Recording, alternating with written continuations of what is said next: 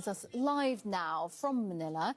That's right, Louisa. We've actually been covering some of these anti-corruption protests here in Manila in the past couple of weeks. We've observed only dozens of participants at each of these rallies, but today, right behind me, you're seeing at least 200 protesters here.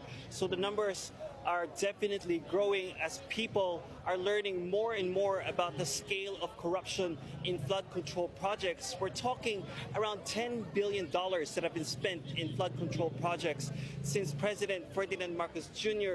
took office in 2022.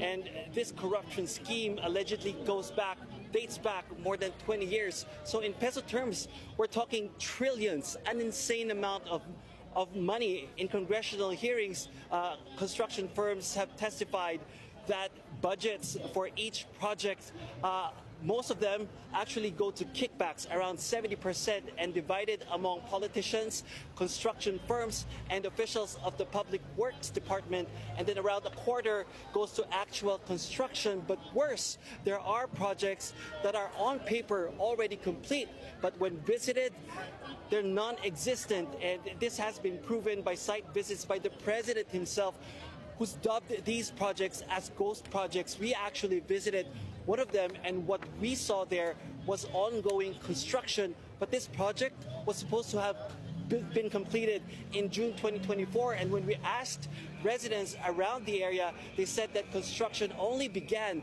in August this year, when all this corruption in infrastructure projects was being unraveled. So this brazenness really, plus the images of piles and piles of money shown in Congress that are supposed to be kickbacks for politicians and contractors, the ostentatious lifestyle being paraded in social media by families of politicians, that's really pushed these people to pour out into the streets and voice their anger, Louisa. Barnaby, they're angry, but what exactly are they demanding, and how has President Marcos been addressing the issue?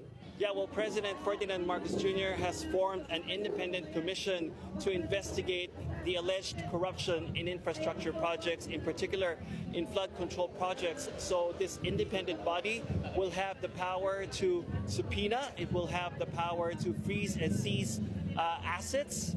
It will be able to file charges, and of course, ultimately, it will be able to put people behind bars. But these people, these protesters, are saying they want real action. They want this commission to be able to, yes, put people behind bars, but leave no stone unturned, spare no one, including, if allegations are proven true, the cousin of the president, the Speaker of the House, as well as senators and a number of other congressmen. They're saying that they want to participate in this investigation.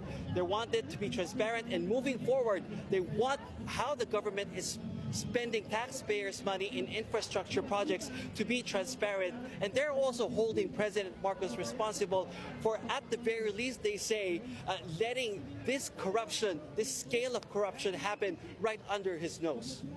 Okay, Barnaby Lowe, live from those protests in Manila. Thank you.